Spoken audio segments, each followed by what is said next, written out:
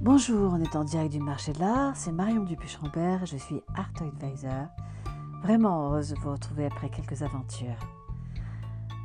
Récemment, on m'a demandé quel était mon métier et quand j'ai répondu expert conseil en œuvres d'art, immédiatement mon interlocuteur a ajouté « Alors, le Salvator Mundi, c'est un vrai ou un faux Léonard de Vinci ?» Ce qui m'a lancé dans une discussion à bâton rompu sur les questions d'attribution, d'authentification, de spéculation, de faux, de contrefaçon, de copie, d'original, rappelant que le marché de l'art n'avait de cesse depuis des siècles de traquer les œuvres des plus grands maîtres. Et parmi les maîtres de la peinture, certains ont marqué l'histoire de l'art plus que d'autres, du fait de leurs techniques et expressions artistiques innovantes, souvent en rupture avec leurs époques, leurs chefs-d'œuvre ornant avec fierté les musées les plus prestigieux à travers la planète. Or, la rareté, voire la pénurie sur le marché des œuvres des plus grands maîtres, comme Raphaël, le Caravage, Rembrandt, Van Gogh ou Léonard de Vinci,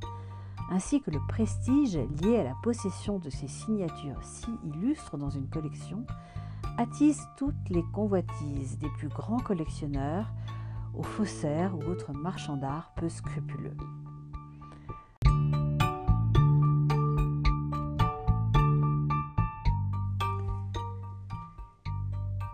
Si j'ai eu envie d'évoquer aujourd'hui dans cet épisode un sujet essentiel pour le monde de l'art,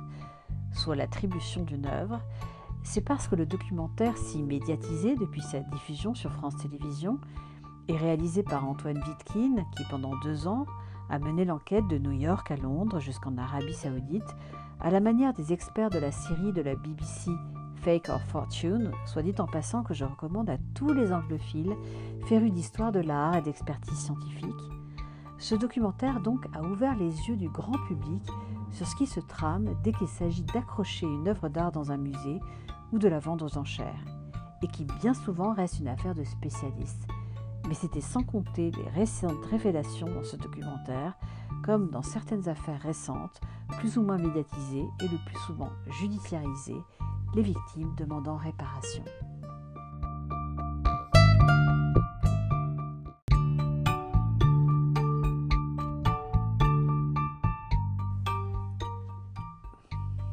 Quand on aborde le vaste sujet de l'expertise d'une œuvre d'art, s'il est un mot-clé à cerner, c'est l'attribution. En effet, la compréhension de sa définition est essentielle pour la suite de la démonstration. Si l'attribution d'une œuvre d'art consiste pour un historien d'art, un expert indépendant, un comité de connaisseurs ou tout professionnel du monde de l'art autorisé à accorder la paternité d'une œuvre donnée à un artiste en particulier,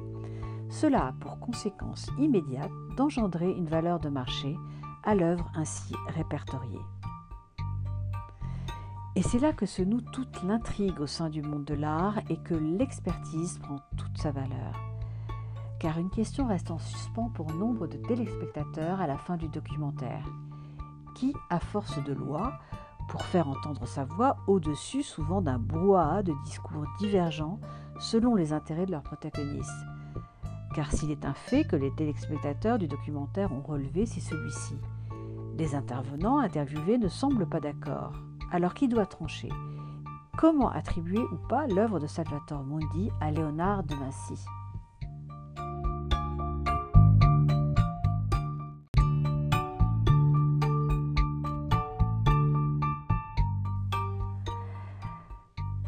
Ma réponse pourrait étonner certains, mais je dirais néanmoins personne. Personne dans le sens que ce n'est pas quelqu'un en particulier qui détient ce pouvoir-là, mais plutôt un ensemble de professionnels reconnus par le monde de l'art qui avancent leurs arguments à charge ou à décharge, considérés comme des faisceaux d'indices qui, s'ils convergent, permettent à des autorités souvent muséales, car au sens propre comme au sens figuré, gardiens du temple des chefs-d'œuvre de l'histoire de l'art, de se prononcer.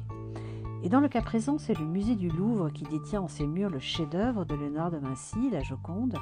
qui a fait entendre sa voix, et pas n'importe laquelle, celle de son laboratoire de recherche internationalement reconnu par la communauté scientifique et le monde de l'art. Ainsi, dans le cadre de l'organisation de la rétrospective sur Léonard de Vinci, fin 2019, le musée du Louvre, qui héberge en son sein le C2RMF, soit le Centre de recherche et de restauration des musées de France, a fait appel à son laboratoire de recherche qui s'est associé au CNRS afin de créer une unité mixte de recherche sur la chimie des matériaux constituant les œuvres d'art et qui contribue ainsi, grâce aux techniques d'imagerie et analyse physico-chimique de moins en moins invasives, à la connaissance des éléments déterminants constitutifs des œuvres d'art.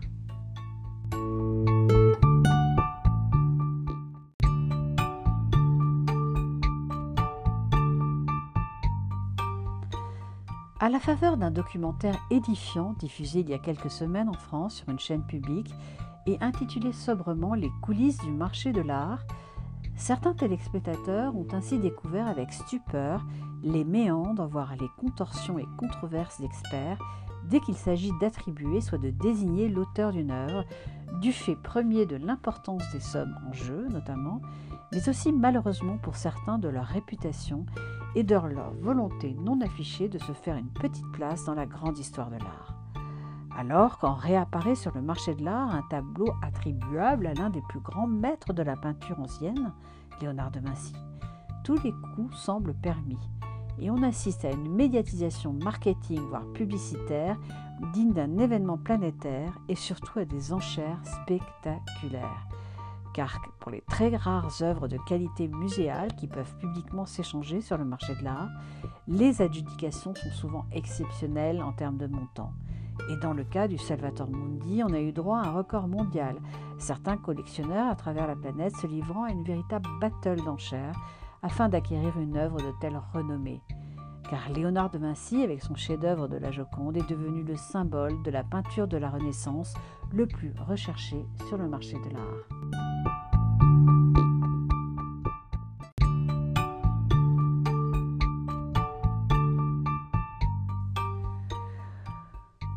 Aussi, l'adjudication mirobolante en 2017 du Salvator Mundi, attribuée à Léonard de Vinci lors d'une vente aux enchères Sotheby's à New York et qui a atteint plus de 450 millions de dollars, soit le tableau le plus cher du monde, a considérablement marqué les esprits et fait rêver depuis 4 ans le marché de l'art. S'il apparaît difficile à cerner pour les néophytes, le parfois très long processus d'attribution d'une œuvre d'art à un grand maître, qui réapparaît en plus sur le marché de l'art, devient un enjeu d'une importance cruciale et mondiale pour l'histoire de l'art et son découvreur.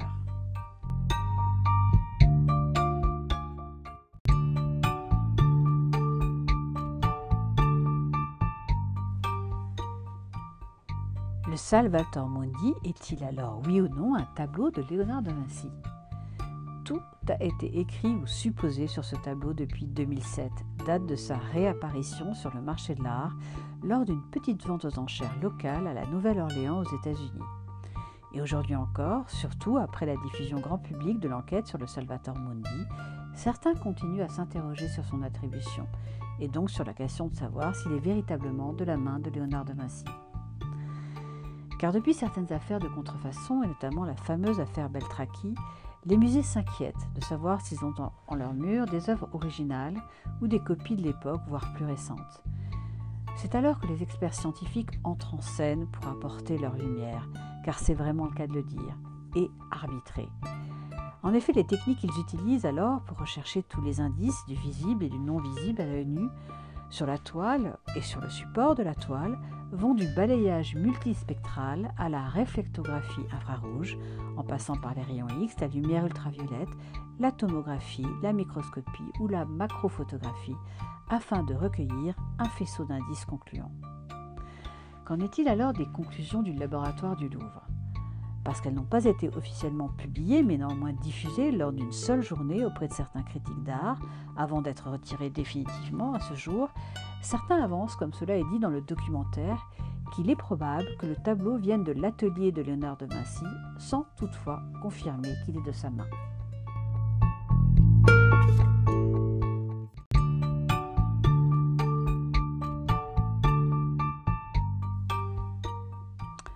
Or, depuis la diffusion de ce documentaire, les heureux lecteurs de cette étude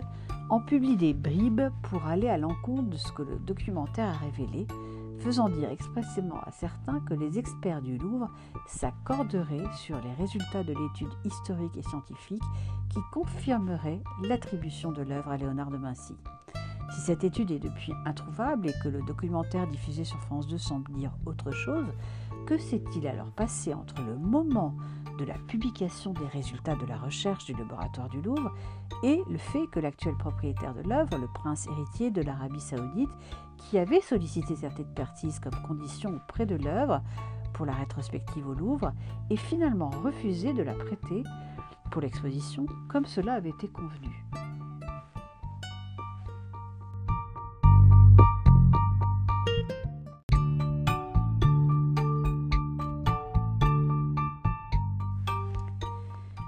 Utilisons cette minute pratique pour partir à la recherche d'indices et construire notre argumentation. Si l'existence de l'étude en question n'a jamais été officiellement reconnue par ses auteurs, ni par le musée du Louvre, certains experts et journalistes qui en ont vu une copie et qui en connaissent les auteurs, soit le commissaire responsable de l'exposition rétrospective sur Léonard de Vinci et 2 membres du Centre national de recherche et de restauration des musées de France, de renommée internationale, notamment pour leurs découvertes scientifiques sur la technique si particulière de Léonard de Vinci, le sfumato, soit une technique picturale qui donne au sujet des contours imprécis au moyen d'un glacis d'une texture lisse et transparente, se montre très affirmatif sur l'attribution du Salvator Mundi. À ce stade, il est nécessaire de revenir sur la notion d'autographe et d'atelier à la Renaissance afin de comprendre ce qui est en jeu pour cette attribution. Ainsi, pour le marché de l'art, une œuvre est dite autographe lorsqu'elle est signée, soit créée de la propre main de l'artiste, ce qui permet le plus souvent de s'accorder sur son attribution. Mais il faut rappeler qu'au moment de la Renaissance, qui a démarré en Europe, en Italie, l'artiste est tributaire de commandes publiques, émanant surtout de l'Église, puis progressivement de mécènes privés. L'artiste de la Renaissance travaille alors en atelier, les fameuses bottegas, dans lesquelles il gravit les marches comme apprenti, puis compagnon et enfin maître, avant de pouvoir acquérir à partir des années 1470 le statut d'artiste et travailler dans son atelier individuel. C'est alors que les mécènes réclament sa signature si particulière, soit sa façon de faire, de dessiner, de composer, de peindre, en lui demandant expressément de réaliser des éléments importants de leur commande et de ne plus les confier à ses élèves afin de reconnaître la touche de l'artiste et les élèves œuvrant uniquement sur les finitions pour se faire la main. C'est alors que l'on comprend mieux l'enjeu des analyses et des examens scientifiques en quête du geste du grand maître pour la réalisation du Salvator Mundi, sachant que si une œuvre est réalisée dans sa globalité par le maître, l'attribution est alors possible à son nom uniquement, y compris si ses élèves ont réalisé des finitions. On réalise alors l'apport décisif des examens scientifiques qui donne enfin un statut incontournable à la science dans le processus d'attribution.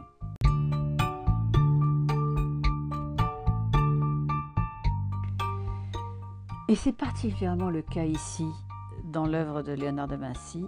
dont les procédures préparatoires sur le support de l'œuvre et les techniques particulières de pinceau et d'utilisation de certains pigments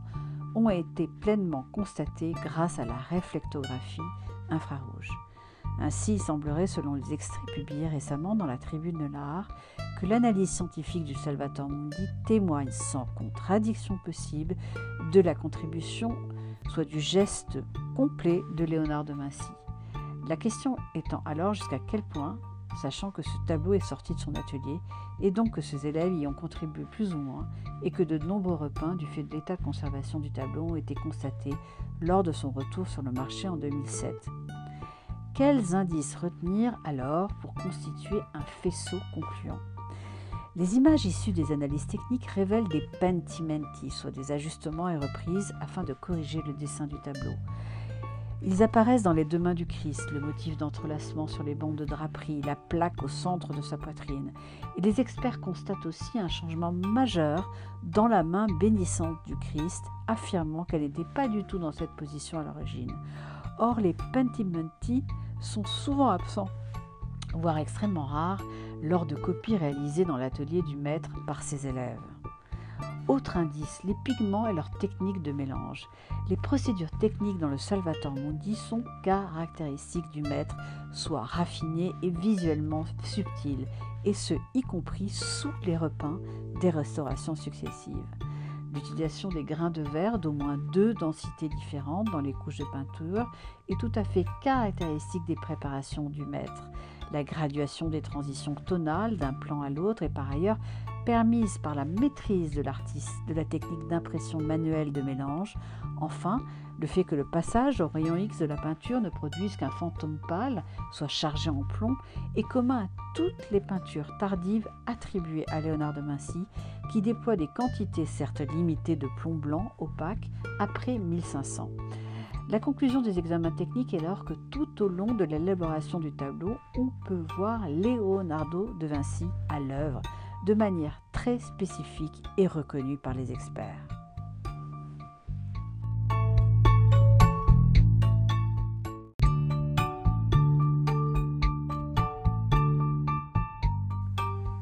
Alors qui détient la vérité ? Aujourd'hui, tout le monde s'accorde sur le fait que la publication du résultat des recherches menées par le laboratoire du Louvre serait plus que souhaitable afin de trancher définitivement sur l'attribution du Salvator Mundi. Quand je dis définitivement, c'est bien évidemment en rapport avec ce que la science peut nous offrir aujourd'hui. Alors pourquoi n'a-t-il pas été présenté lors de l'exposition en 2020 ? Certains avancent les exigences de son propriétaire actuel, le prince héritier d'Arabie Saoudite, qui, suite aux conclusions du laboratoire de recherche du Louvre, aurait souhaité le voir exposé aux côtés de la Mona Lisa, les ressemblances du geste du grand maître étant alors beaucoup plus flagrantes que de longs discours. Mais devant le refus du Louvre, voire de plus haute autorité de l'État, le documentaire évoquant même une intervention personnelle du chef de l'État auprès du directeur du Louvre, l'Arabie Saoudite, en la personne de son prince héritier, aurait refusé de présenter au monde son chef-d'œuvre, le conservant pour une présentation ultérieure dans un de ses grands musées en préparation dans son pays. D'autres avancent que des considérations diplomatiques, voire politiques, avec notamment les Émirats arabes unis du fait de la collaboration instituée avec le Louvre d'Abu Dhabi, ont fait basculer la décision au dernier moment afin de conserver un équilibre fragile dans les relations si délicates avec ces pays du Moyen-Orient.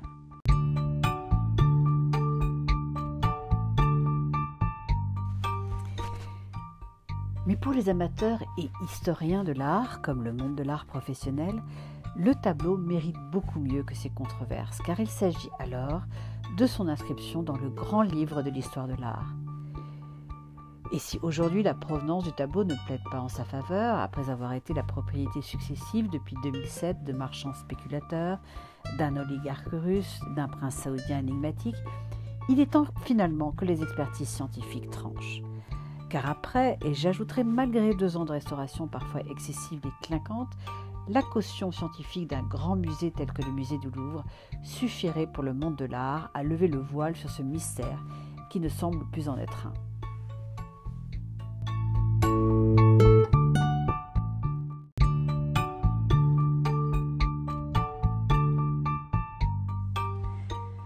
Depuis la diffusion du documentaire, la bataille d'experts a laissé des traces au moins auprès du grand public qui s'interroge. Mais comment devient-on expert ? Toujours avec le temps et la connaissance, additionnée de moult compétences. Car si l'œil d'un connaisseur ou la connaissance de l'histoire de l'art participe à l'expertise indéniablement, c'est aujourd'hui la science qui concourt à l'établissement de ces faisceaux d'indices, même si, surtout si, en premier lieu, ce sont des découvreurs intuitifs et érudits qui parviennent à finalement inscrire ces chefs-d'œuvre au panthéon des arts. Hasard ou pas de l'actualité, j'ai eu l'immense privilège de suivre lors de mon parcours de formation à l'expertise scientifique l'enseignement de Philippe Walter, professeur chimiste au CNRS, spécialisé dans l'étude des matériaux du patrimoine culturel, qui a reçu plusieurs distinctions nationales et internationales et qui en 2010, après 5 années de recherche en tant que membre de l'équipe du laboratoire du Centre de recherche et de restauration des musées de France, a découvert comment Léonard de Vinci avait réussi à maîtriser à la perfection le sfumato, cette technique de peinture qui estompe les contours.